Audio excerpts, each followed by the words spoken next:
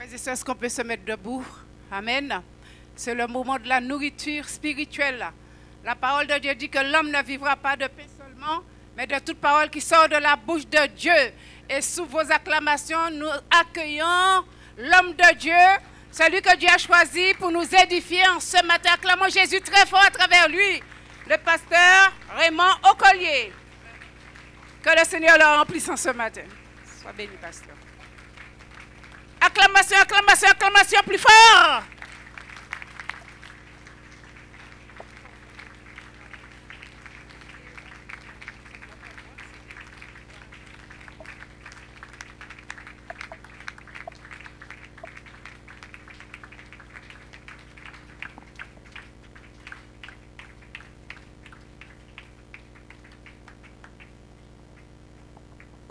Bonjour mon frère, bonjour ma soeur, assieds-toi.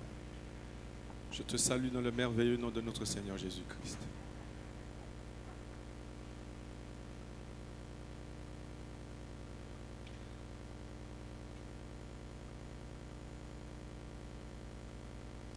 Vraiment, je suis heureux d'être parmi vous ce matin. Vraiment, heureux de vous retrouver. Quand je vois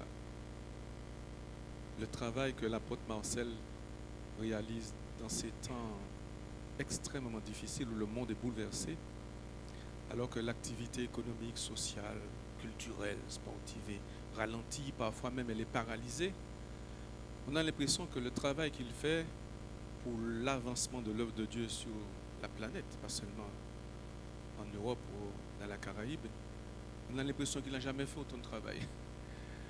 Jusqu'en Asie, un travail extraordinaire. Applaudissons le Seigneur pour le serviteur Marcel.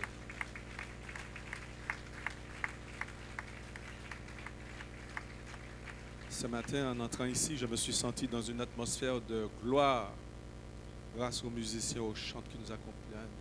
Applaudissons le Seigneur pour les musiciens et le chant. Merci.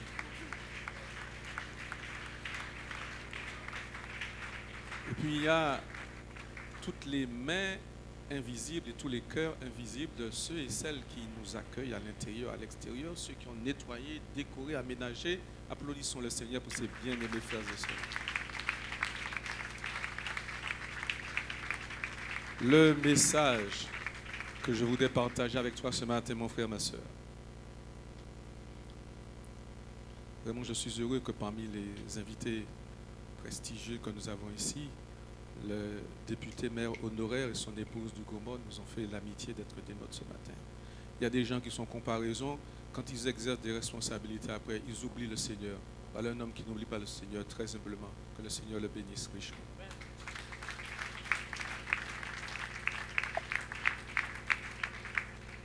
Le message que je voudrais partager avec toi ce matin s'intitule « 20 preuves que Jésus-Christ est vraiment à la porte ». 20 preuves que Jésus-Christ est vraiment à la porte. Nous allons prendre tout d'abord Matthieu 4, 17. Matthieu 4, 17.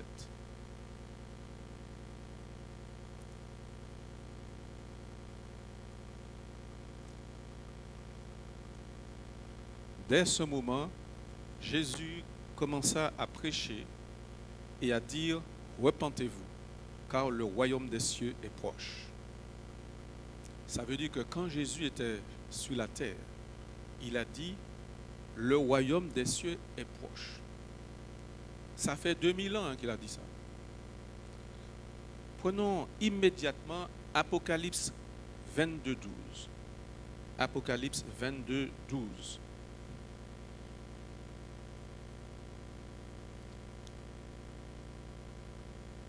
Voici, je viens bientôt, et ma rétribution est avec moi pour rendre à chacun selon ce qu'est son œuvre.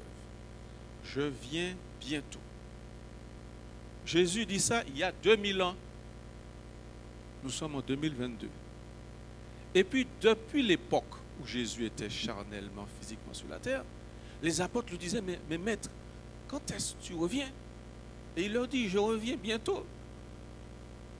Et nous sommes, Jésus est parti en l'an 33. Et nous sommes déjà en 2022. Jésus, pourquoi vivre? Il y a quelque chose qui est bizarre. Jésus ne nous a pas menti quand même. Et il y a même des gens qui se sont mis à faire des recherches. Et en 1914, il y a des chrétiens qui ont fait des calculs, ils ont fait des analyses, des paroles, des textes bibliques. Et puis ils ont écrit dans certains journaux, oui, surtout quand ils ont vu la Première Guerre mondiale éclater, ils ont dit voilà, ça y est, Jésus revient en 1914. Et 1914 est passé, Jésus n'est pas venu. Il y a d'autres communautés chrétiennes dans le monde qui ont fait des journaux, qui ont fait des recherches et qui disent ah voilà, Jésus revient en 1975. Et en 1975, Jésus n'est pas revenu. Vous n'avez pas vécu dans la même commune que moi, peut-être une ou deux personnes, mais la plupart d'entre vous, nous avons vécu dans des communes différentes. Mais je suis sûr que ce que je vous dis là, ce que je vais dire maintenant, tout le monde partage ça avec moi. En tout cas, les gens qui ont plus de 50 ans seront d'accord avec moi. Quand j'étais petit, j'entendais les grandes personnes dire ah, Mandoussa, la fin du monde c'est en l'an 2000. Hein? Qui est-ce qui a entendu ça? La fin du monde c'est en l'an 2000. Et nous sommes en 2022, Jésus n'est toujours pas venu. Et pourtant, je dis, Jésus est vraiment à la porte. Alors d'abord, on va essayer de comprendre, mais pourquoi depuis le temps qu'on dit que Jésus vient, Jésus n'est pas là, il n'est pas encore venu? Qu'est-ce qui se passe? Alors nous avons un morceau de l'explication en prenant 2 Pierre 3. Prenons 2 Pierre 3. 2 Pierre 3, versets 8 et 9.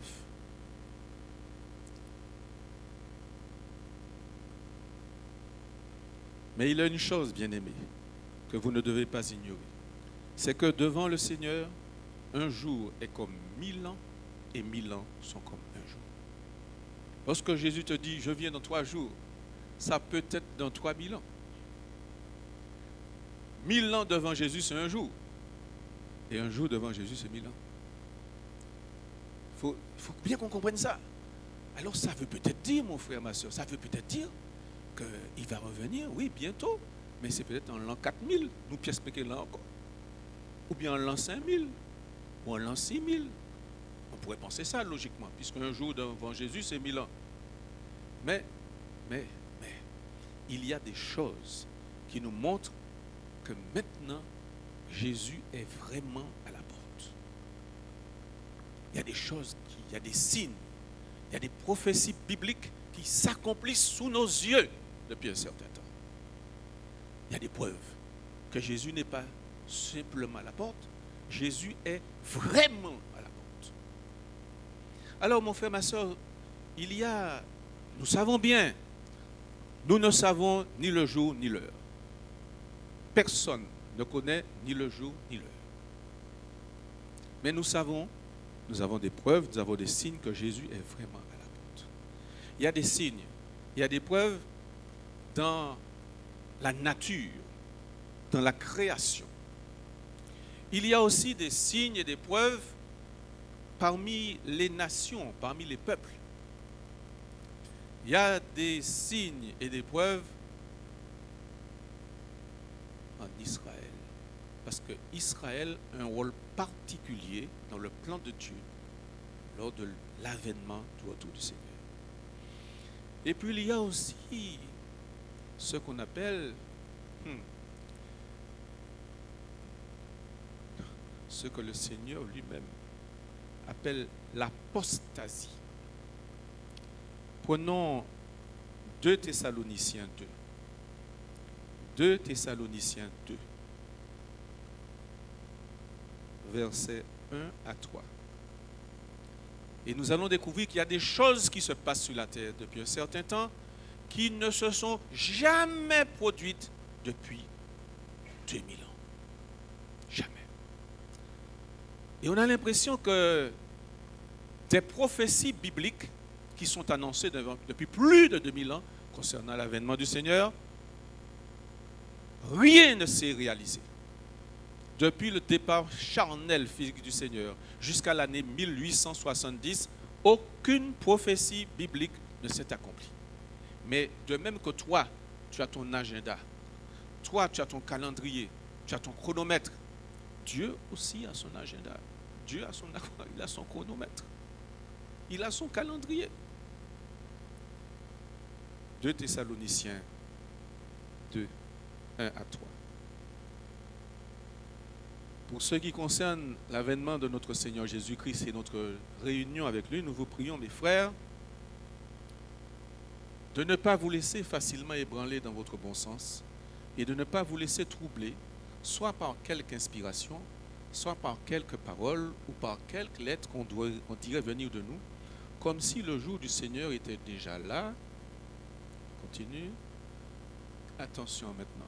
Que personne ne vous séduise, car il faut que l'apostasie soit arrivée auparavant et qu'on ait vu paraître l'homme du péché, le fils de la perdition.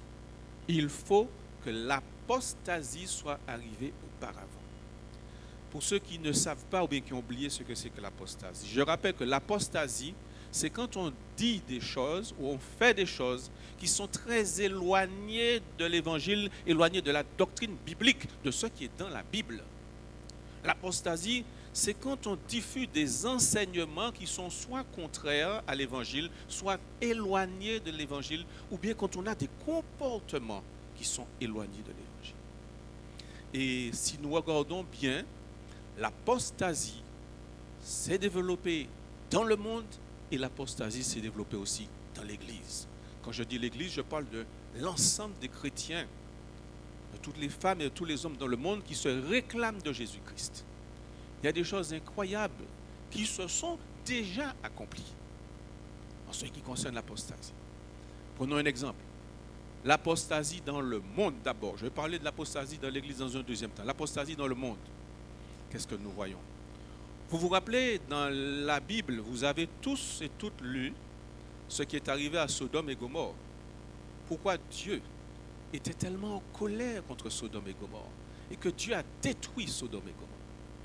Vous vous rappelez? Eh bien, mon frère, ma soeur, nous sommes arrivés aujourd'hui à une période où Sodome et Gomorrhe, c'était des enfants de cœur à côté de nous. On a vu cette chose incroyable se dérouler. Des chefs d'État, des hommes prestigieux, soi-disant respectables, sont allés faire voter des lois pour un homme camaillé, puis une homme femme camaillé, puis femme Sodome et Gomorrhe n'avaient jamais fait cela. Aujourd'hui, les chefs d'État veulent faire voter des textes sur ce qu'on appelle la GPA. Sodome et Gomorrhe, et bien sûr, il n'est pas la connaissance scientifique, mais ils n'avaient jamais fait des choses pareilles. Ou bientôt des femmes pour vendre leur ventre pour d'autres femmes, notamment les femmes qui sont lesbiennes, qui ne veulent pas que leur ventre soit déformé, mais qui vont faire d'autres femmes malheureuses dans certains pays, leur donner une petite monnaie pour accoucher, faire un enfant pour elles, parce qu'elles ne veulent pas faire un enfant par la voie naturelle que le Seigneur a prévue. Nous sommes pires que Sodome et Gomorrhe. Et je me souviens que lorsque le chef d'État français qui a fait voter cette loi, le jour de la cérémonie d'investiture, quand on lui a remis tous les insignes de la fonction, eh bien ce jour-là, il a pris l'avion pour aller en Allemagne voir Mme Merkel. La foudre a frappé la queue de l'avion, si vous vous en souvenez. Mais il n'a pas compris le signe. Mais nous, les enfants de Dieu, qui sont dans les Écritures, nous savons que c'était un signe, car Dieu parle par des signes. Ça, c'est le premier exemple quand je parle de l'apostasie dans le monde. Regardez autour de vous. Nous avons dépassé Sodome et Gomorrhe. Tu ne peux pas avoir une publicité à la télévision sur les affiches où l'impudicité n'est pas la marque absolue. Je regardais il n'y a pas tellement longtemps des grandes affiches 4 mètres par 3 mètres. On veut vendre une bouteille d'eau, de l'eau. Je ne vais pas nommer la bouteille. Une eau. Et sur l'affiche, une grande affiche 4 mètres par 3 mètres, la bouteille est dans un coin, mais la première chose que tu vois sur l'affiche, c'est un fesse-femme qui est grand ouvert à souille. Tu ne peux pas allumer ton téléviseur sans voir des images. Avant, il y avait des heures où les enfants pouvaient regarder la télévision. Tout le monde dit, là maintenant, non, là les enfants, ce n'est pas pour eux ce genre de film-là. Maintenant, les enfants même de la maternelle, 24 heures sur 24, ils peuvent voir n'importe quel film avec toutes sortes de choses. Et les parents ont des problèmes de toute nature pour éduquer leurs enfants. Ce que tu ne montres pas à tes enfants, ils le trouvent à la télévision. Et si tu ne veux pas leur montrer, dans un coin de la cour, avec leur portable, ils voient tout. Voici des signes qui montrent que l'apostasie est en train de s'installer de plus en plus dans le monde. De plus en plus dans le monde. Ça, c'est l'apostasie dans le monde. Et tu vois, des choses, nous disons, qui sont éloignées de la doctrine biblique, éloignées de l'évangile. Il y a des gens qui se disent chrétiens, et qui sont sincères, parce qu'ils ne connaissent pas les Écritures. Ils ne sondent pas les Écritures. Ils ne recherchent pas la communion et l'intimité avec Jésus. Il y a des gens qui se disent chrétiens et qui, lorsque le carnaval arrive, le mardi gras, ils se déguisent en diable. Comment un chrétien peut se déguiser en diable? Quand il fait une chose pareille, il y a des anges dans le ciel qui regardent. Il y a des anges, il y a deux catégories d'anges, il y a deux groupes d'anges. Il y a un groupe d'anges qui est attristé, qui pleure, et il y a un groupe d'anges qui battent les mains, ils sont contents. Vous savez quel est le groupe d'anges qui bat les mains? Ça, c'est l'apostasie. Quelques mois plus tard, on est arrivé à faire entrer dans les écoles pour conditionner les enfants. Aujourd'hui, vous avez certainement des enfants ou des petits-enfants qui rentrent dans l'école, où la maîtresse dit, bon, cette semaine, on fête Halloween, la fête des sorcières. Et la maman, c'est une chrétienne. Le papa est un chrétien. Comment aujourd'hui des chrétiens, des gens qui se disent amoureux de Jésus, peuvent accepter, cautionner que l'on apprenne aux enfants à fêter les sorcières? Les sorcières sont les filles du diable. L'apostasie est entrée dans le monde. Noël. Je ne vais même pas dans les autres pays. Je balaye devant ma porte à la Martinique. Noël arrive. C'est une période où, soi-disant, on célèbre la naissance de Jésus. Soi-disant, on chante des cantiques.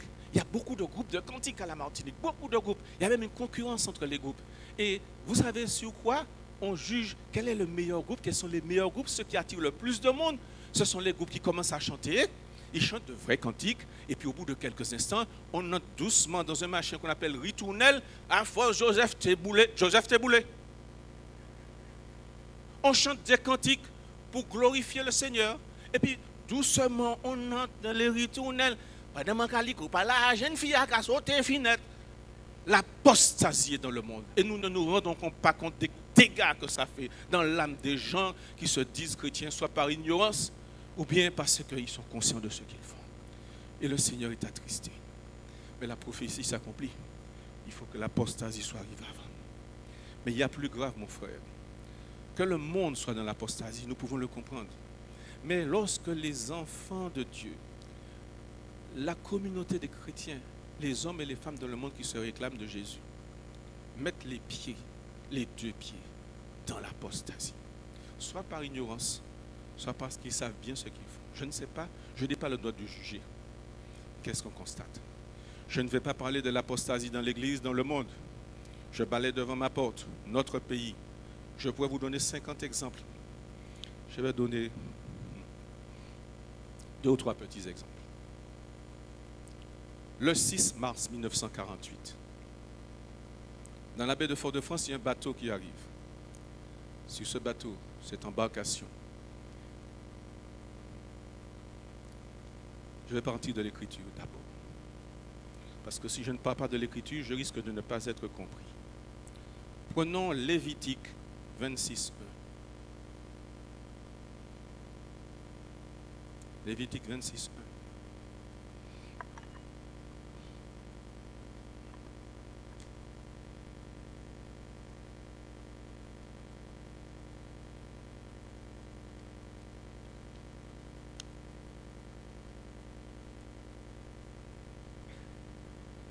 Dieu n'a pas changé, sauf erreur de ma part. Ce que Dieu disait hier, il le dit toujours aujourd'hui. Nous sommes bien d'accord? Voilà ce que Dieu disait lui-même.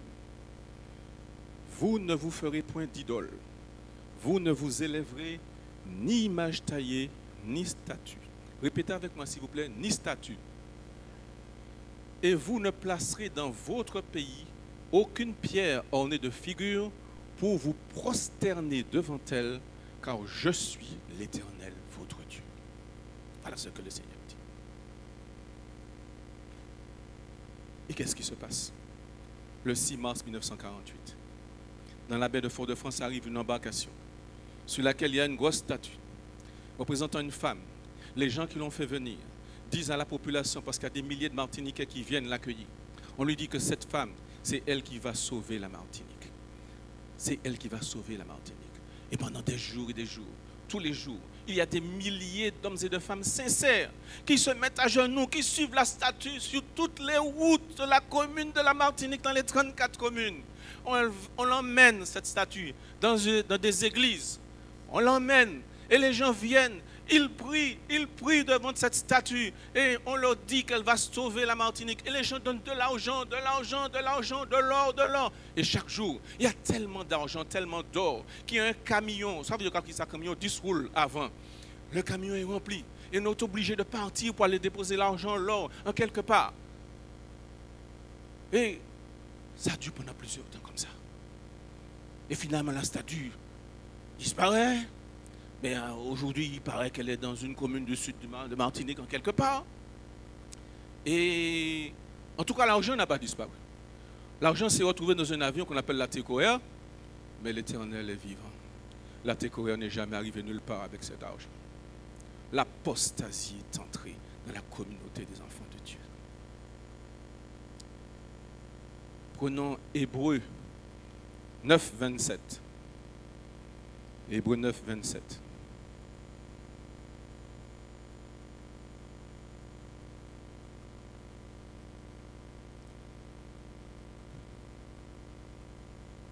Et comme il est réservé aux hommes de mourir une seule fois, après quoi vient le jugement. Et comme il est réservé aux hommes de mourir une seule fois, après quoi vient le jugement. Il y a des gens, des chrétiens, qui croient, et ils sont sincères le plus souvent. Ils croient qu'il y a des mauvais, des méchants qui iront en enfer. Il y a des gens qui sont bons, qui iront au paradis.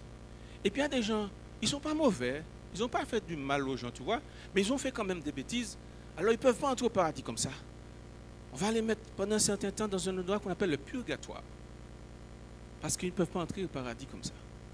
Mon frère, ma soeur, je te lance un défi.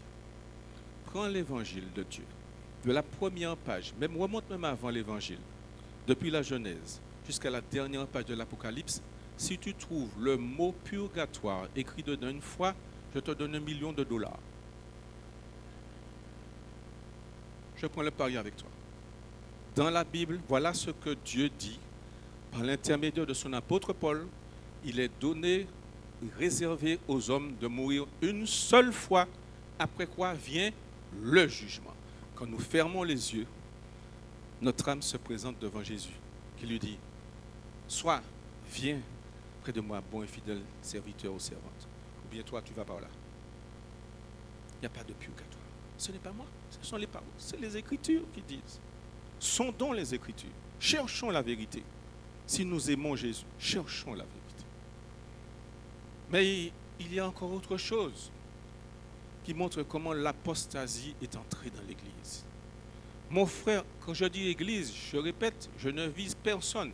Je parle l'ensemble des hommes et des femmes, quelle que soit leur communauté, qui se réclament de Christ. Qui se disent, moi je suis chrétien, je me réclame de Christ. Je ne juge personne, je n'ai pas le droit de juger. Je proclame l'Évangile, c'est tout. L'Évangile se suffit à elle-même, la vérité se suffit. L'Évangile se suffit à lui-même. Mon frère, ma soeur, nous allons prendre maintenant une expérience extraordinaire.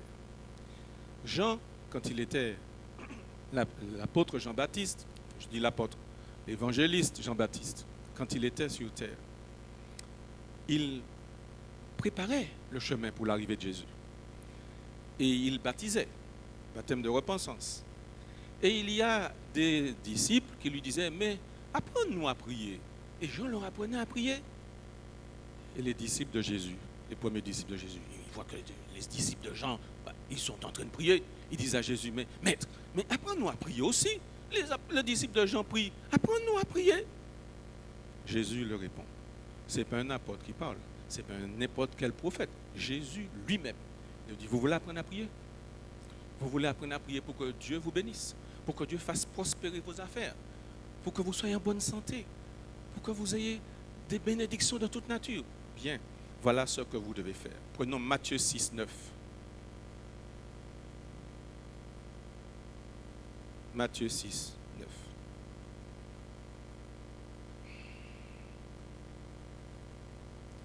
Voici donc comment vous devez prier. Jésus ne dit pas, tu vas passer par saint tel ou saint un tel ou saint. Jésus dit, qu'est-ce qu'il dit Jésus? Disons-le ensemble. Notre Père.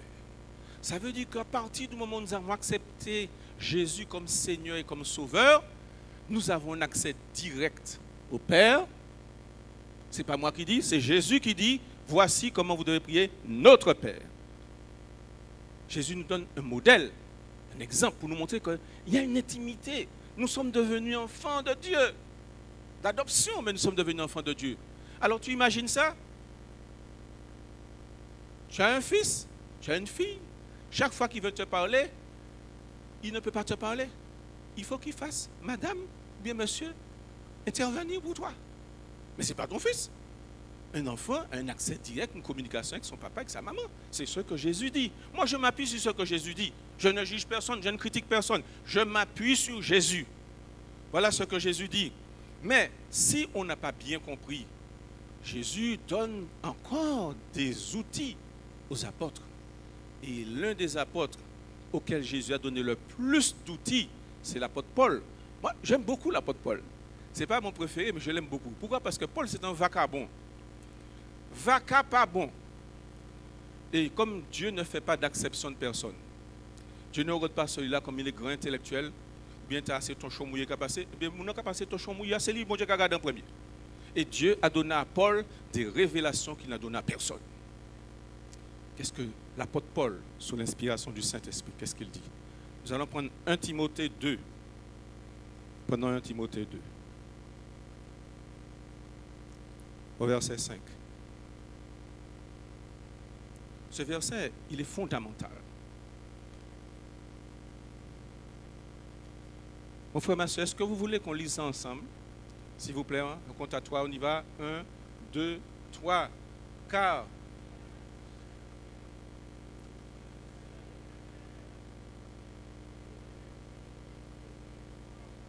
on peut le relire plus fort, s'il vous plaît.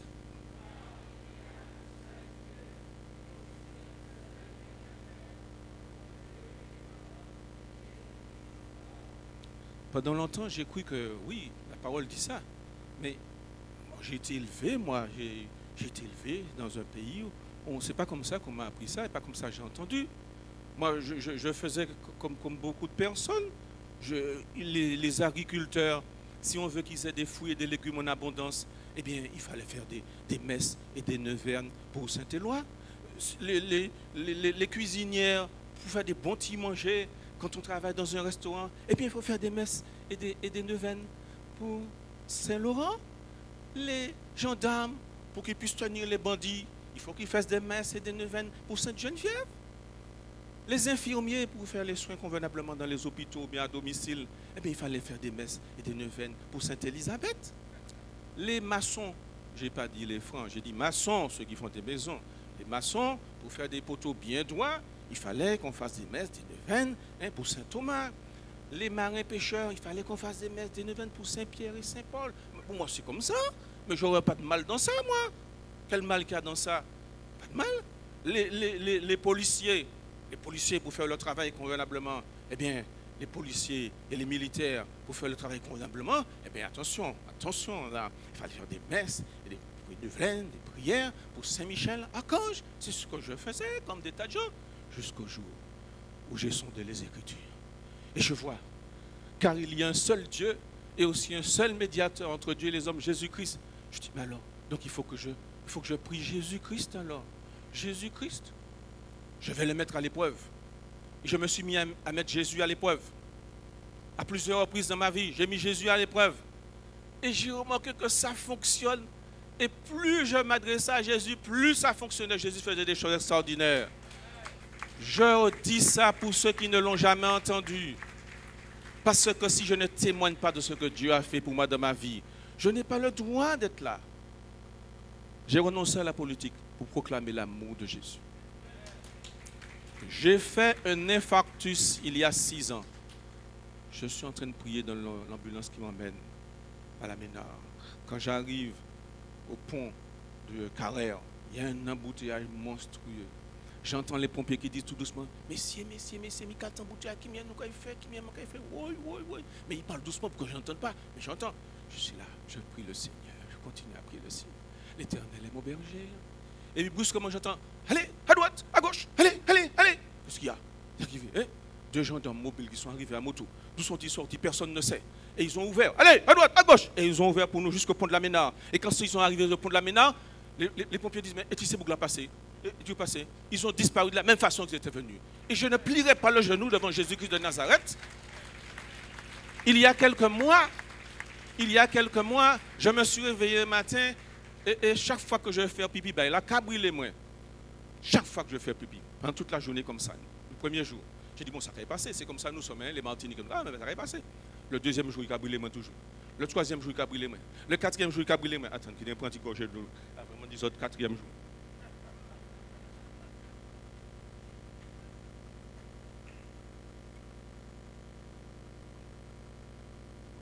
Quatrième jour, ça me brûle toujours. Je dis, bon, quand même, Dieu a donné aux hommes l'intelligence pour être médecin. Donc, tu n'as jamais dit ne pas être médecin. L'apôtre Marc est un médecin. Luc est un médecin. Donc, mais je vais voir le médecin. Mal dans ça. Je m'habille, prépare pour aller voir le médecin. Au moment après de partir, mais Seigneur, tu as dit que sur la croix de Golgotha, tu t'es chargé de nos maladies, de nos infirmités. Seigneur, il est écrit que par tes meurtrissures, nous sommes guéris, Seigneur Jésus. Alors, Seigneur, eh bien, merci, Seigneur, pour ce que tu vas faire. Et je continue à faire mes affaires. Moi, tu es les gens les moins. Je dis, les douleurs ont passé, les brûlures ont passé. Je vous donne un dernier petit, parce qu'il faut que je témoigne. Il y a une semaine, je sentais c'est pas des douleurs, mais toi, des élancements étranges de ma poitrine, tu vois, au niveau du cœur par là. Au début, ça a commencé, c'était une fois comme un coup de tambour, tu vois, tam, à l'intérieur là. Une fois toutes les 15 minutes. Et puis chaque jour qui passait, ça s'accélérait, C'était une fois toutes les minutes. Après, c'était une fois toutes les 30 secondes.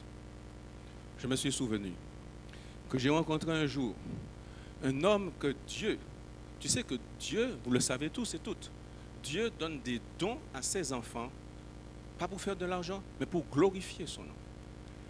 Et Dieu, je me suis souvenu qu'il y a un évangéliste, un homme de Dieu qui vit au Morne Rouge.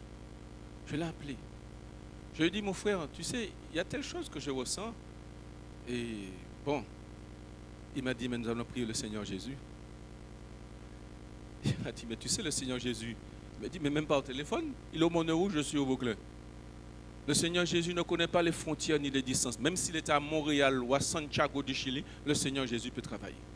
Et il a prié pour moi. Et dès qu'il a prié pour moi, toutes les douleurs, toutes les choses ont arrêté net d'un seul coup jusqu'à aujourd'hui. Cet homme, je l'ai invité ce matin.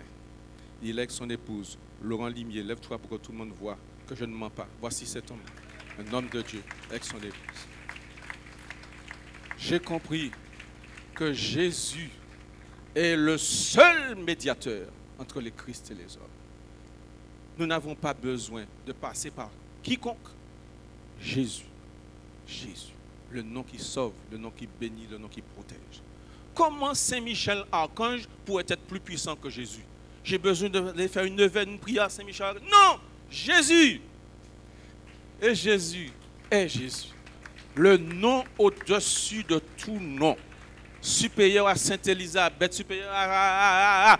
Le nom au-dessus de tout nom, afin que tout genou fléchisse dans les cieux, sur la terre et sous la terre. Il n'y en a pas d'autre. Fais l'expérience avec Jésus, il va te surprendre, mon frère, ma soeur. Alors, j'ai donné des exemples pour vous montrer comment l'apostasie est entrée dans la communauté des chrétiens, des hommes et des femmes qui se réclament de Dieu.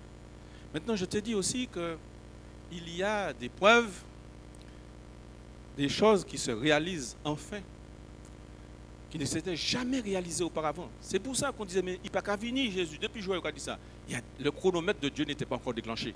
L'agenda de Dieu s'est déclenché à une date précise, à un moment précis. Il y a des événements qui étaient annoncés par la Bible qui se sont réalisés. Alors, je vous ai dit, il y a des preuves et des signes qui concernent la planète Terre. Il y en a qui concernent les peuples, les nations. Il y en a qui concernent l'apostasie. Et puis il y en a qui concernent Israël. Alors, nous allons regarder concernant la planète Terre. Mon frère, ma soeur, prenons Luc 21, 25.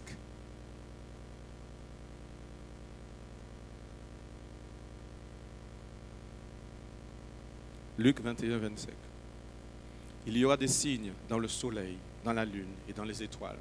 Et sur la terre, il y aura de l'angoisse chez les nations, qui ne sauront que faire au bruit de la mer et des flots. Et sur la terre, il y aura de l'angoisse chez les nations qui ne sauront que faire au bruit de la mer et des flots. Depuis un certain temps, il y a des choses qui se produisent sur la terre qui ne s'étaient jamais produites auparavant. Jamais.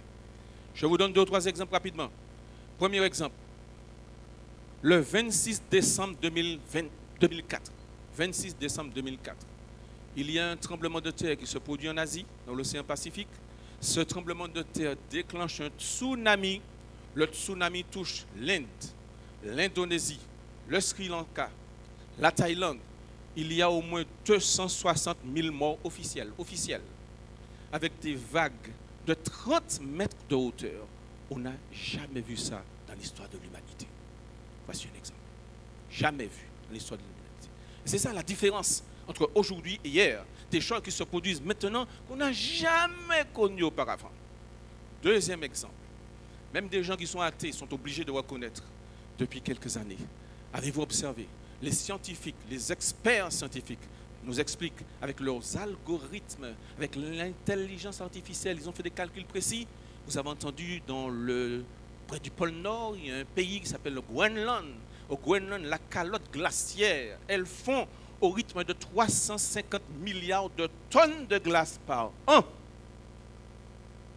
Je répète, 350 milliards de tonnes de glace par an.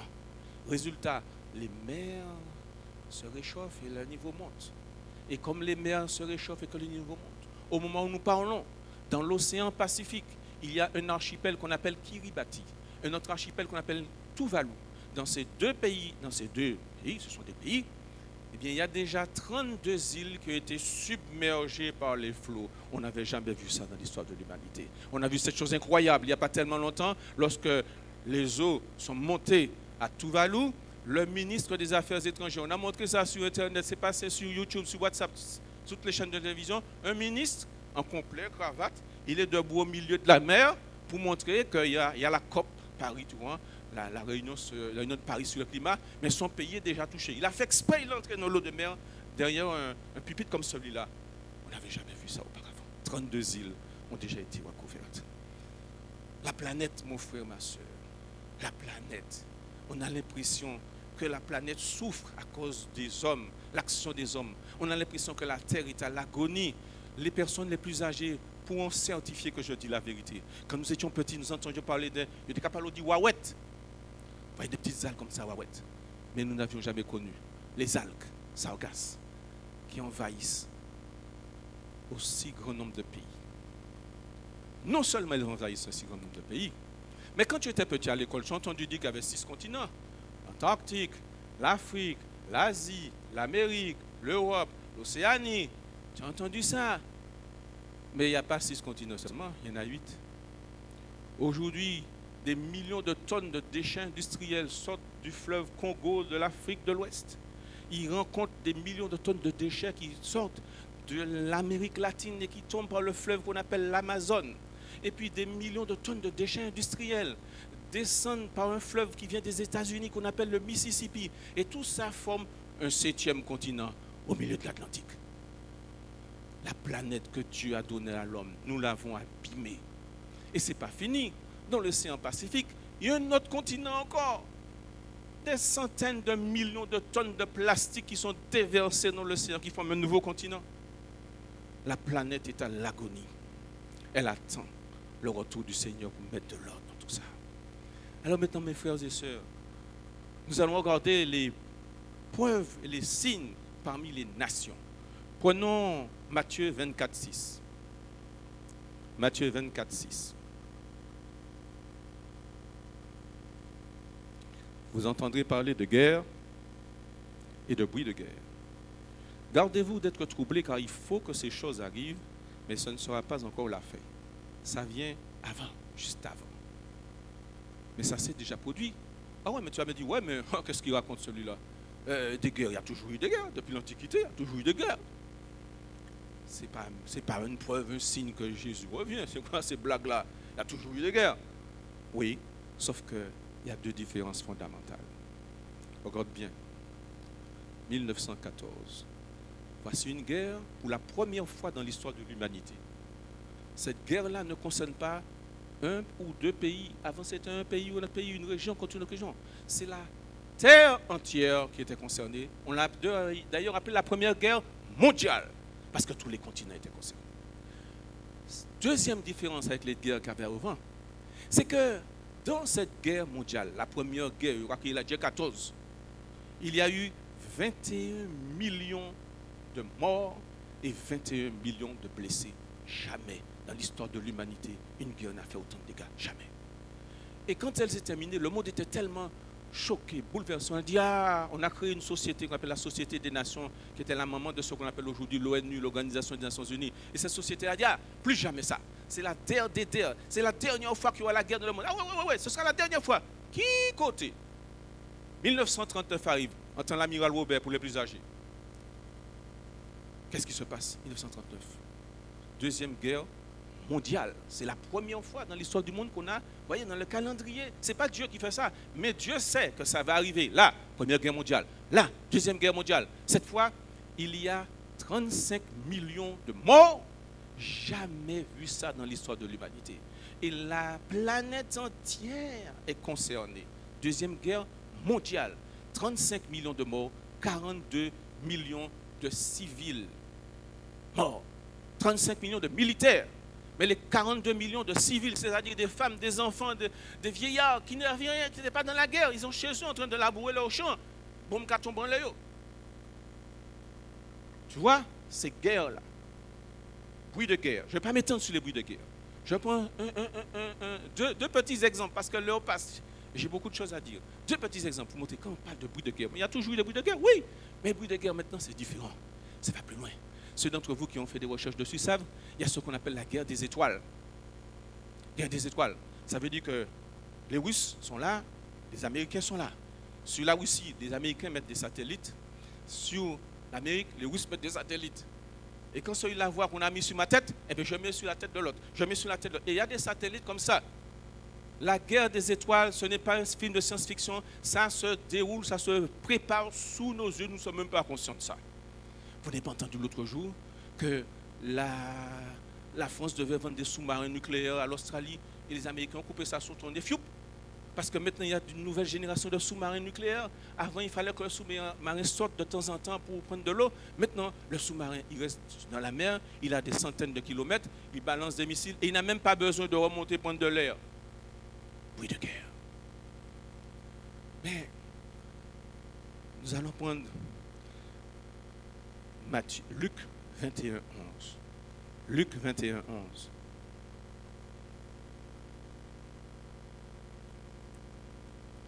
Il y aura de grands tremblements de terre. Et en divers lieux, des pestes et des famines, il y aura des phénomènes terribles et de grands signes dans le ciel. Il y aura de grands tremblements de terre. Alors on va vous dire, oui, mais les tremblements de terre, il y a toujours eu ça. Oui, sauf que les scientifiques, toujours eux, avec leurs algorithmes et l'intelligence artificielle, ils ont calculé qu'entre l'année 859 et l'année 1914, il y a eu 43, pardonnez-moi, il y a eu 24 grands tremblements de terre dans le monde, 24, qui ont fait 1 900 000 morts. Mais au cours des 63 ans qui se sont écoulés là, entre 1915 et 1978, il y a eu 43 tremblements de terre qui ont fait au moins 1 600 000 morts. Il y a eu beaucoup plus en moins de temps. Il y a eu en peu de temps ce qu'il y a eu pendant près de 1000 ans. Les choses ont changé. La pression s'est fait beaucoup plus forte. La parole nous dit il y aura des pestes et des famines. Des pestes. Il y a eu la peste noire au Moyen-Âge. Il y a eu la grippe espagnole en 1918, qui ont fait beaucoup de morts. Mais aujourd'hui, il y a le coronavirus qui paralyse la planète tout entière. C'est la première fois dans l'histoire de l'humanité qu'on voit une maladie qui paralyse la planète entière. Les chefs d'État et de gouvernement ne savent pas quoi faire. Aujourd'hui, ils disent on va à l'ouest, demain, mais non, on va au sud, après on va au nord. Après, ils sont tous déboussolés, désorientés. Et certains d'entre eux font de leur mieux, ils essaient de faire quelque chose. Mais ils sont tous désorientés. Et c'est la planète entière qui est concernée. Le sida. Le sida. Vous voyez, il y a des maladies comme ça qui arrivent, qui s'installent sur la planète entière. On n'avait jamais vu ça auparavant. Et la parole nous dit, il y aura des famines. On dit, ouais, mais des famines, il y a toujours eu des famines. Depuis l'Antiquité, il y a toujours eu des famines. La Bible parle de famine, oui, mais les famines d'aujourd'hui, ce n'est pas la même chose. Premièrement, parce que le nombre d'habitants a augmenté. En 1990, il y avait à peu près 5 milliards d'habitants sur la Terre. En 2011, il y en avait déjà 7 milliards. Et nous nous approchons de 8 milliards d'habitants. Donc forcément, il y a plus de personnes qui meurent de faim. Aujourd'hui, mon frère, ma soeur, l'UNICEF, l'Organisation des Nations Unies, a calculé que chaque jour, il y a 25 000 personnes qui meurent de faim dans le monde. Chaque jour. 25 000 personnes qui meurent de faim par jour. Et si tu n'as pas bien compris, pour que tu comprennes encore mieux, je veux t'expliquer quelque chose qui se passe aujourd'hui qui n'avait jamais, je répète, jamais existé auparavant. Aujourd'hui, au moment là où je te parle, toutes les 15 secondes, ça s'est accéléré. Aujourd'hui, les scientifiques de l'UNICEF et du FAO, l'ONU, ils ont découvert, ils se sont rendus compte que dans le monde, toutes les 5 secondes, 1, 2, 3, 4, 5, un enfant de moins de 15 ans meurt de faim. Un enfant de moins de 15 ans meurt de faim toutes les 5 secondes. 1, 2, 3, 4, 5. Un enfant vient de mourir dans le monde. On n'a jamais connu ça dans l'histoire de l'humanité. La pression se fait de plus en plus grave. Des choses qu'on n'avait jamais vues auparavant. Alors nous allons prendre maintenant Luc 21, 12. Juste après.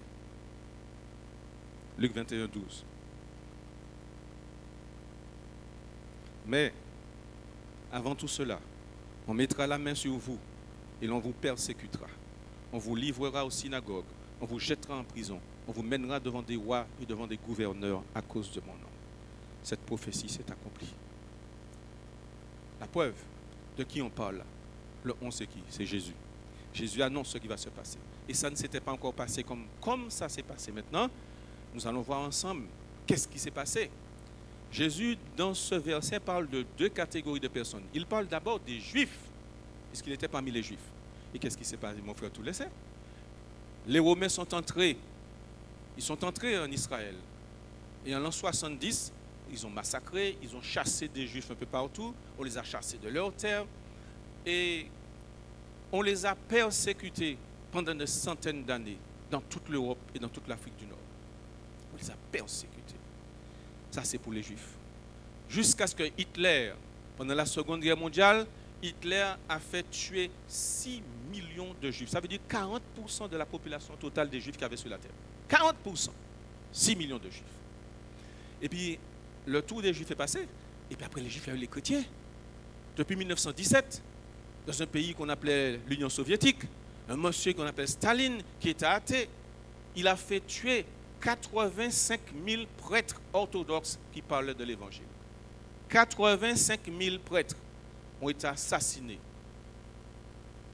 Et dans un pays voisin qu'on appelle la Chine, avec un président qu'on appelle Mao Tse-tung, 30 000 chrétiens qui essaient de faire passer des livres, l'Évangile, le Nouveau Testament, ont été tués. 300 missionnaires chrétiens évangéliques ont été exécutés au peloton parce qu'ils voulaient faire entrer l'Évangile. Ça, c'est les chrétiens. Et au moment où nous parlons, regardez les images du monde, vous voyez comment les chrétiens sont persécutés dans un certain nombre de pays que je ne nommerai pas. Je n'ai pas besoin de les nommer. Vous savez. Il suffit de regarder la télévision, voir comment là. Bien que la télévision ne montre pas toujours tout. Et heureusement qu'il y a des gens, des lanceurs d'alerte, on appelle ça, qui sur Internet nous font connaître des choses souvent. Alors, nous allons prendre toujours pour voir des preuves, des signes et des preuves dans le monde, parmi les peuples. Prenons maintenant Jacques 5. Jacques 5.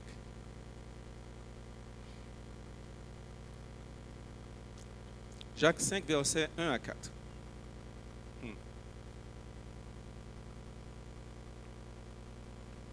Avant de parler de Jacques, j'ai oublié de vous dire une chose très importante. C'est que dans le même temps où nous avons vu qu'un enfant de moins de 15 ans meurt de faim dans le monde, les experts de l'ONU, de la FAO ont calculé que les stocks d'aliments qui existent dans le monde ont la capacité de nourrir 2 fois la planète. Il y a de quoi donner à manger à 2 fois la planète.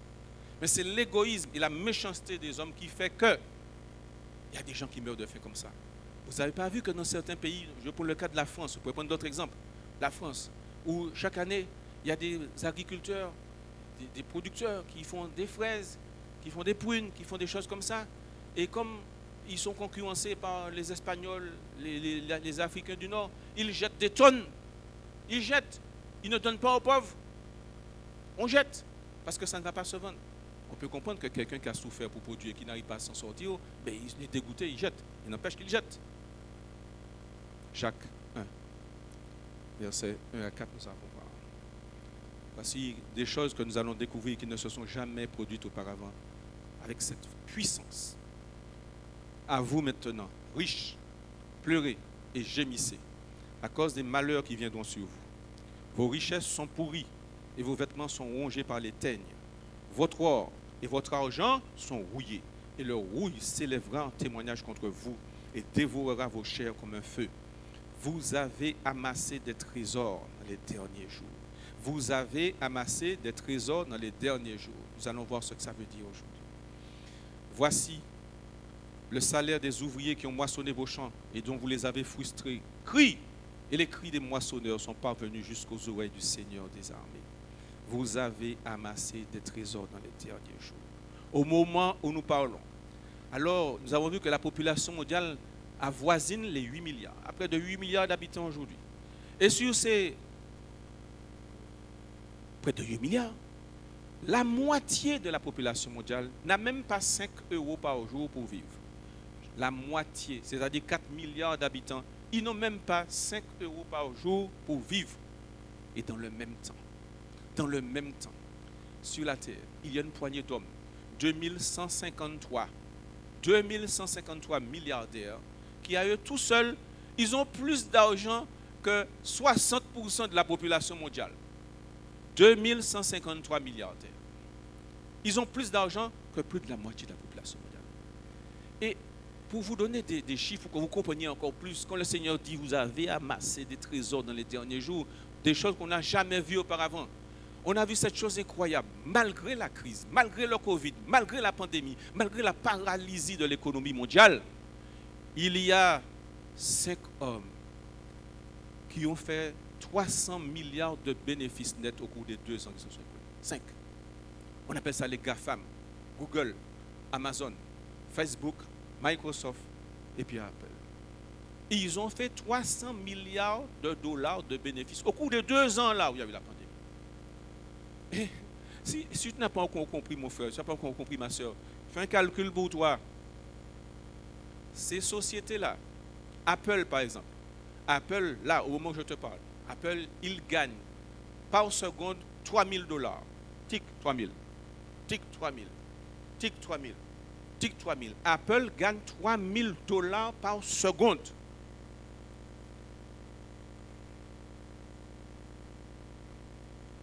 Google, par seconde, Google gagne 2200 $. Tic, tic, tic, tic. Microsoft gagne par seconde 1200 $. Amazon gagne par seconde 833 $. Amazon. Qu'est-ce que je dis, dollars? C'est bien ça. Par seconde. 833 dollars par seconde. Et puis il y en a 4 encore. Bon, 3. Je ne vais pas parler de trop fort parce que ceux-là, il paraît que c'est pour la bonne cause. Peut-être que c'est une bonne cause. Hein. Je ne sais pas. Un jour, nous saurons si c'était une bonne ou mauvaise cause. N'empêche qu'il y a des gens qui disent que ça leur fait du bien. Il y a des gens qui disent qu'ils n'ont pas confiance. Il y a d'autres qui ont dit oui, ils ont confiance. Moi, je n'entre pas dans ce débat-là. Chacun fait comme il veut, comme sa conscience lui dicte. Simplement, moi, je dis des chiffres qui existent. La société Pfizer, la société BioNTech et la société Moderna, chaque seconde gagne 1000 dollars. 1000 dollars par seconde. Mais on peut penser que c'est pour la bonne cause, que c'est pour sauver des vies, qu'ils disent qu'ils ont fait ça. Mais les autres, je ne sais pas si c'est pour sauver des vies. Mais où ça je veux en venir quand je regarde l'évangile? Je veux vous montrer, mon frère, ma soeur, que ces richesses-là, depuis l'Antiquité jusqu'à aujourd'hui, il n'y a jamais eu un seul roi, jamais eu un seul empereur qui a amassé autant d'argent. On n'a jamais vu ça. Le roi Louis XIV, les pharaons, Napoléon, la reine d'Angleterre. Il n'y a pas un seul roi, pas une seule reine, pas un seul empereur dans l'humanité qui ait jamais amassé autant d'argent. Voilà la différence entre les signes d'aujourd'hui et les signes d'hier. Maintenant, mon frère, ma soeur, nous allons monter à un niveau plus élevé. J'ai dit qu'il y a des signes et des preuves qui concernent Israël. Parce que dans le plan de Dieu, Israël a une place centrale. Nous allons prendre Luc 21, 24. Luc 21, 24.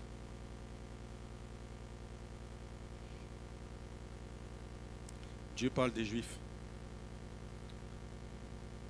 Ils tomberont sous le tranchant de l'épée. Ils seront emmenés captifs parmi toutes les nations. Et Jérusalem sera foulée aux pieds par les nations jusqu'à ce que les temps des nations soient accomplis.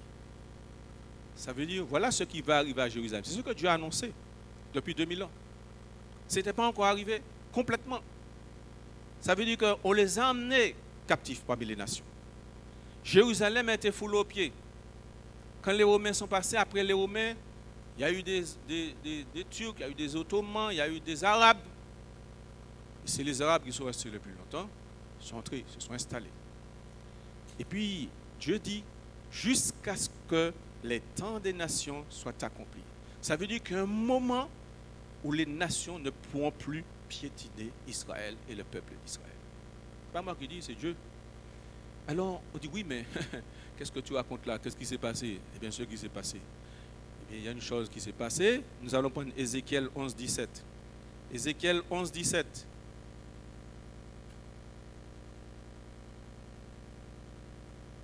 Que dit la parole? C'est pourquoi tu diras, ainsi parle le Seigneur l'Éternel. Je vous rassemblerai du milieu des peuples, je vous recueillerai des pays où vous êtes dispersés et je vous donnerai la terre d'Israël.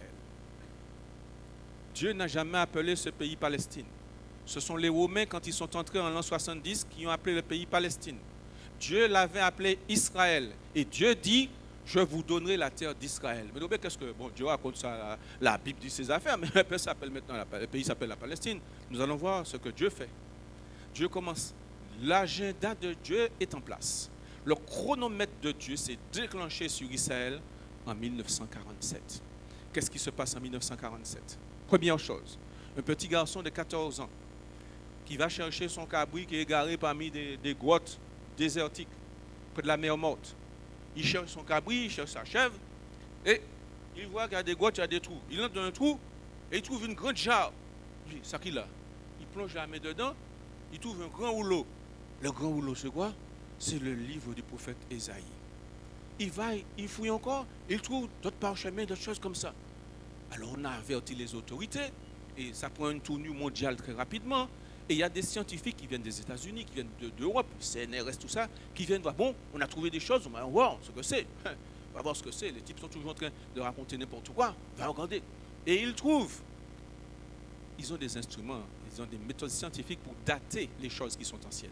Et ils trouvent que tous ces parchemins-là qu'ils ont découverts datent de plusieurs centaines d'années avant Jésus-Christ.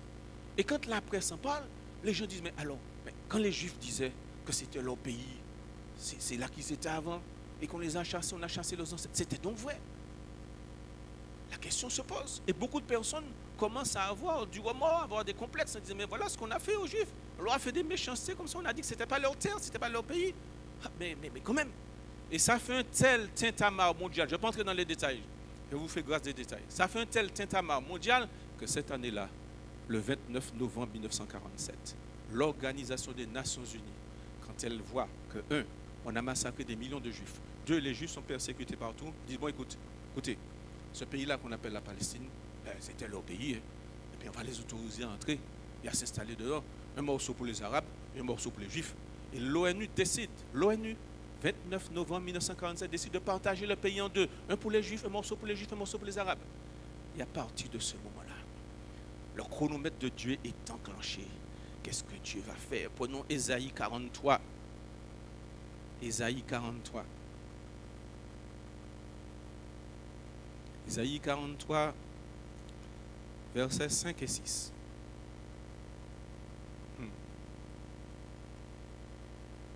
Ésaïe 43, 5, 6. Ne crains rien, car je suis avec toi. Je ramènerai de l'Orient ta race, et je te rassemblerai de l'Occident. Je dirai au septentrion, donne, et au midi, ne retiens point. Fais venir mes fils des pays lointains et mes filles de l'extrémité de la terre. Et à ce moment-là, la prophétie s'accomplit. Ce sont des millions de Juifs qui viennent de partout. Ils rentrent dans la terre de leurs ancêtres. Parce que l'ONU a accepté de partager le pays en deux. Et c'est là qu'il va se passer des choses terribles. Des choses terribles. Prenons Ésaïe 49 et nous allons comprendre ce que Dieu va faire, ce que Dieu veut faire. Ésaïe 49. Ésaïe 49, verset 22. Ainsi a parlé le Seigneur l'Éternel. Voici, je lèverai ma main vers les nations, je dresserai ma bannière vers les peuples, et ils ramèneront tes fils entre leurs bras, ils porteront tes filles sur les épaules.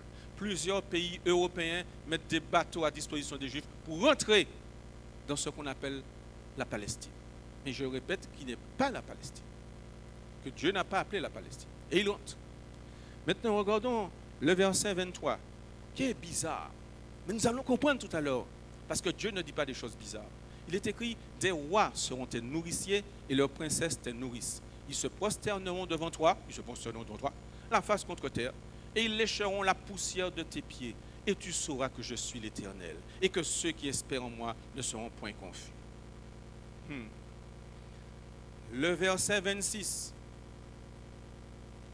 Je ferai manger à tes oppresseurs leur propre chair. Ils s'enivreront de leur sang comme du mout, et toute chair saura que je suis l'Éternel, ton sauveur, ton rédempteur, le puissant de Jacob. Pour comprendre ça, on va aller doucement. Revenons légèrement à Ésaïe 43, 5, 6. Revenons légèrement à Ésaïe 43, 5, 6. Ne crains rien, car je suis avec toi. Je ramènerai de l'Orient ta race et je te rassemblerai de l'Occident. Lorsque le peuple juif relit les prophéties bibliques et que Dieu dit ne crains rien, je serai avec toi. À ce moment-là, le peuple juif décide de créer l'État d'Israël.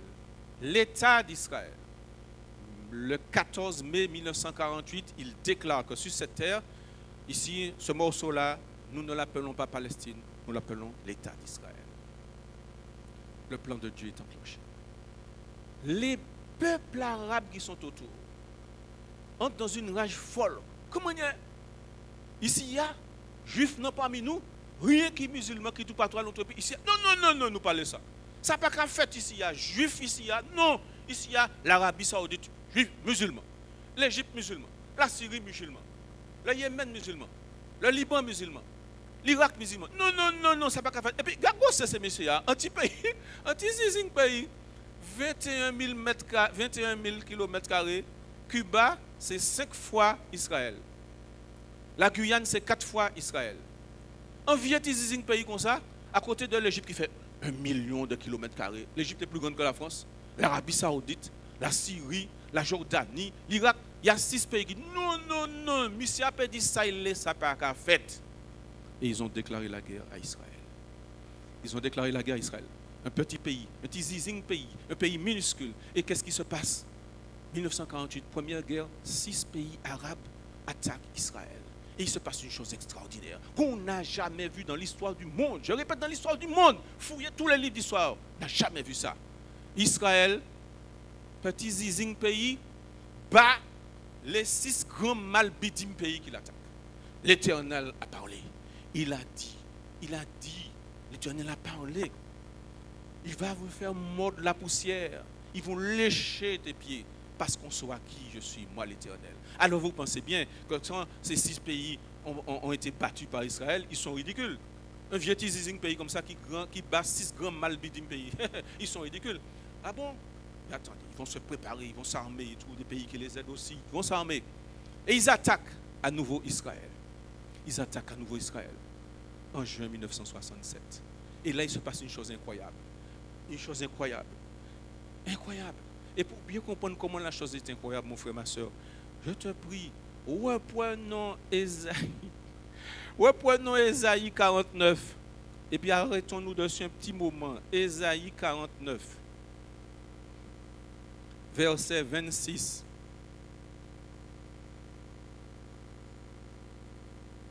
Je ferai manger à tes oppresseurs leur propre chair. Ils s'enivreront de leur sang comme du mout, et toute chair saura que je suis l'Éternel, ton sauveur, ton rédempteur, le puissant de Jacob. Les pays en question attaquent à nouveau Israël. Et ils sont encore mieux armés que la première fois. Bon, il faut dire qu'Israël a aussi des Juifs qui l'aident un peu aux États-Unis. Ils ont des aides aussi. Mais n'empêche que c'est un vieux teasing pays minuscule face à 6 pays gigantesques. Ils attaquent Israël en juin 1967. Et il se passe une chose incroyable. Vous pouvez fouiller tous les livres d'histoire, toutes les bibliothèques que vous voulez. Vous ne verrez jamais que ça s'est produit une autre fois. Qui est-ce qui gagne? Israël. Israël bat tous ces pays. Tu as entendu parler quand tu étais petit de la guerre de 100 ans. Mais là, ce n'est pas 100 ans. Ce n'est pas 100 mois. Ce n'est pas 100 semaines. C'est 6 jours. Nous ne pas jamais voir ça dans l'histoire. En 6 jours, Israël bat 6 pays gigantesques. Alors là, le monde s'interroge. Il se passe quelque chose. Qu'est-ce que ce pays-là, il a de particulier contre nous? On n'a jamais vu ça nulle part. Un petit pays minuscule qui bat 6 grands pays gigantesques. Et puis très peuplé par rapport à lui. Il n'a même pas 7 millions d'habitants. Mais les pays musulmans ne vont pas accepter cette défaite. Ils vont se préparer. Attention. Et là, ils se préparent. Et ils disent, ben oui, mais attends. Cette fois, nous allons utiliser d'autres armes. D'autres armes. Ce n'est pas seulement les armes militaires. Nous avons une arme dans tous les pays européens et américains là qui les aident, dont ils ont besoin. C'est le pétrole. Nous avons fait mes robinets pétrole en l'air. Et sans pétrole, tu peux faire de l'électricité. Sans pétrole, les camions, les voitures, ça ne peut pas circuler. On ferme le robinet du pétrole. Et les pays européens viennent à genoux supplier les Arabes. Mais non, votre pétrole là-bas, nous quand même, ah bon, d'autres le pétrole, nous avons multiplié par 4. Et c'est là qu'il y a eu ce qu'on appelle le choc pétrolier de 1973. Le prix du baril du pétrole a été multiplié par 4. Et à ce moment-là, mon frère, ma soeur, les pays européens sont gênés, tu comprends, pour essayer d'aider Israël. Et à ce moment-là, il y a une guerre qui a éclaté en 1973, qu'on appelle la guerre du Kippour. Et à ce moment-là, il y a non seulement les 6 pays dont nous avions déjà parlé, mais il y a d'autres pays qui viennent, qui envoient des soldats. L'Algérie envoie des soldats. La Tunisie envoie des soldats. Le Maroc envoie des soldats. La Corée du Nord envoie des soldats. Même notre voisine Cuba envoie des soldats aussi. Israël prend fait. Israël prend fait. Sauf que le monde entier, toutes les caméras de télévision, toute la presse radio internationale, les yeux braqués sur Israël, ce pays va disparaître de la carte. C'est pas possible. Et qui est-ce qui gagne? L'Éternel des armées donne la victoire à Israël. Si on n'a pas compris ça, on n'a rien compris. Des événements qui ne s'étaient jamais produits. Tu comprends? Israël a un rôle particulier à jouer. Donc, mon frère, ma soeur, quand nous voyons toutes ces choses-là, et Dieu, pour bien montrer que c'est lui qui est au contrôle, c'est lui qui est à la manœuvre, Dieu, prenons Ésaïe 35. Ésaïe 35. Ésaïe 35, verset 1, 2. Voici encore des preuves, des indices, des signes qui montrent.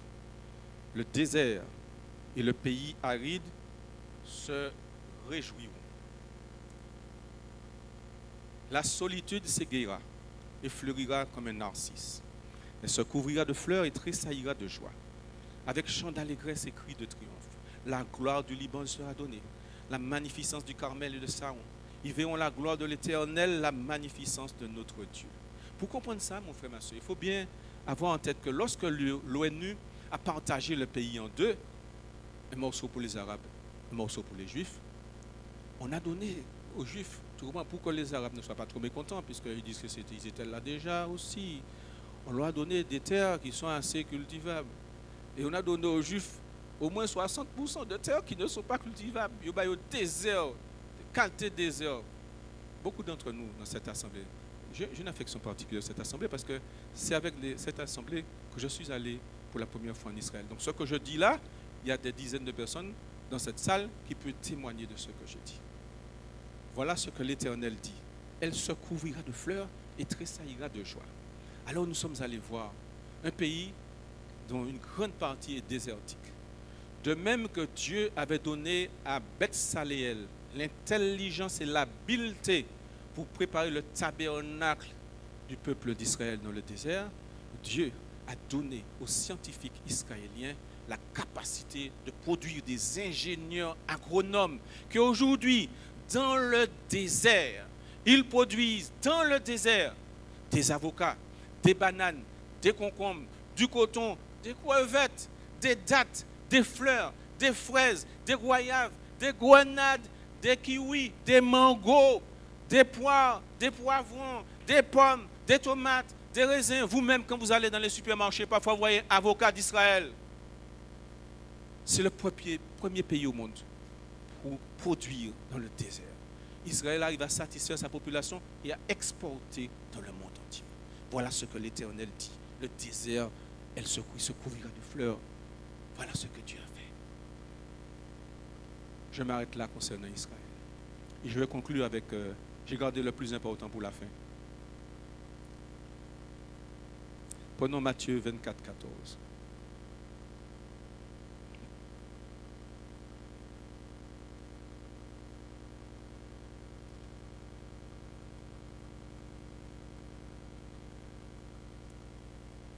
Cette bonne nouvelle du royaume sera prêchée dans le monde entier pour servir de témoignage à toutes les nations. Alors viendra la fin. Cette bonne nouvelle du royaume sera prêchée dans le monde entier pour servir de témoignage à toutes les nations. Alors viendra la fin. Ça veut dire quoi? Ça veut dire qu'au moment où nous parlons, mon frère, ma soeur, est-ce que tu sais que grâce au travail que des chrétiens ont fait depuis un certain temps, le livre le plus vendu dans le monde, c'est la Bible. Le livre le plus traduit dans le monde, c'est la Bible. Au moment où nous parlons, la parole de Dieu, la Bible, est traduite en 2264 langues. Je répète, 2264 langues. Il n'y a aucun livre sur la terre qui ait été traduit en 2264 langues. Les livres que l'on vend dans le monde, au cours des 5 ans qui viennent de s'écouler, 5 ans viennent de s'écouler, on a vendu 184 millions de Bibles. 184 millions de Bibles. Aucun éditeur n'a jamais fait ça. Le Nouveau Testament, à lui tout seul, a été vendu à 68 millions d'exemplaires dans le monde. Tiens-toi bien. C'est là que tu vois comment Dieu ne pouvait pas parler aux hommes d'Internet, de l'ordinateur. Ça n'existait pas en ce temps-là. Ils n'ont pas compris. Mais quand Dieu dit ça, regardez bien, sur les millions de Bibles qui sont vendues dans le monde, 25%, un quart, c'est par téléchargement sur Internet. Ça veut dire que grâce au portable, grâce à Internet, la parole de Dieu pénètre dans des endroits où elle n'était jamais pénétrée, où elle ne sera jamais pénétrée. Même si le gouvernement n'est pas d'accord. Il y a des gens qui lisent la parole de Dieu dans leur maison douce.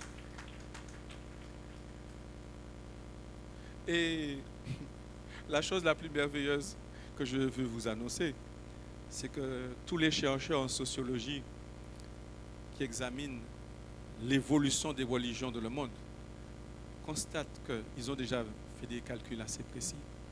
Quel est le pays où en 2030, il y aura le plus de chrétiens? Est-ce que quelqu'un veut me dire? Quel est le pays dans lequel il y aura le plus de chrétiens en 2030? C'est? Non, ce n'est pas un pays, c'est un continent. Je dis un pays. Je vous dis, c'est la Chine. Le pays dans lequel on a massacré des gens, au moment où nous parlons, en Chine, en 2030, il y aura près de 100 millions de chrétiens. Mon frère, ma soeur, que la grâce du Seigneur coule sur toi, coule sur ta famille et sois richement béni pendant toute l'année 2022.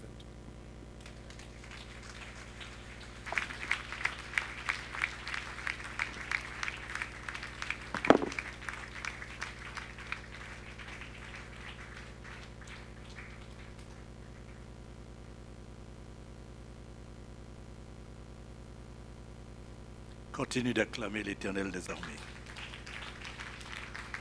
Continue d'acclamer l'Éternel pour sa parole. Pour la puissance de sa parole, acclame Dieu. Acclame l'Éternel des armées. Donne-lui innovation. Accorde-moi une petite seconde.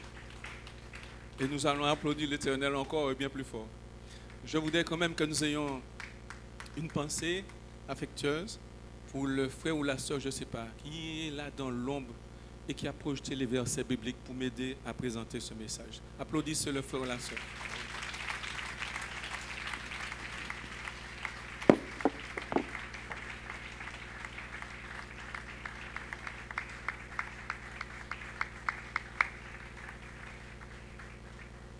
Gloire à Dieu. Baissons la tête, frères et sœurs, je vais prier. Seigneur, nous te rendons gloire et grâce, Seigneur Dieu, pour ce culte d'adoration, pour ta parole qui a été prêchée avec autorité, avec puissance, Seigneur Dieu, avec réma, Seigneur Dieu. Merci pour ta présence. Tu nous as enseigné, Seigneur, dans le nom de Jésus-Christ de Nazareth, à travers ton serviteur. Seigneur, accompagne-nous chacun dans nos demeures respectives sous couvert de ton sang précieux et accompagné de tes anges, Seigneur Dieu. Que Jésus soit glorifié en cette journée. Dans le nom de Jésus, bon retour, frères et sœurs. Soyez bénis. Acclame l'Éternel.